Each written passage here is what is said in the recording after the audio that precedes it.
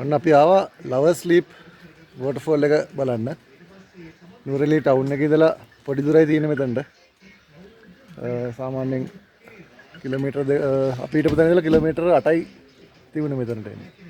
Town එකේ ඉඳලා kilometre 5ක්වත් නැහැ මම හිතන්නේ. නුවරඑළිය ආවත් අනිවාර්යෙන් ඇවිල්ලා බලන්න. ලොකු වාහන නම් එන්න අමාරුයි. අපි බයික් එක නම් ආවා. ලොකු කන්දකුත් තියෙනවා නගින්න. ඒ නිසා පරිස්සමෙන් එන්න.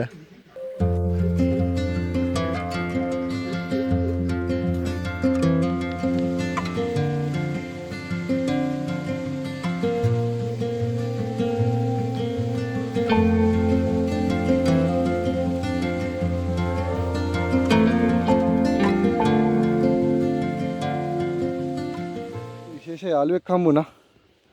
මෙන්න බලන්න කවුද කියලා. මෙයාගේ අඟක් තියෙනවා. කට ඉස්සරහා මේ කටුස්සගේ තියෙන උලක් වගේ නේ. බලන්න.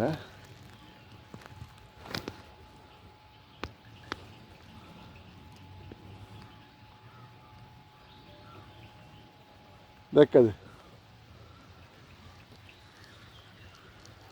එයා බයලා දුවනවා.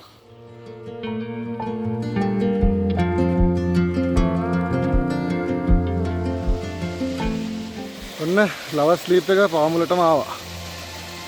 අපි ආපු පාර පොඩ්ඩක් මැප් එකේ පෙන්නුවට ඒක ඊට වඩා ලේසි පාරක් තියෙනවා. ඔයාලත් එනකොට මේ පාර හොඳට බලලා එන්න. අපි ආපු තැනින් අර කැලයක් අස්සෙන් ගොඩක් අමාරුවෙන් එන්න උනේ. හරි ප්‍රශ්න දියල්ලක් මේ ලවර් ස්ලීප් කියන්නේ.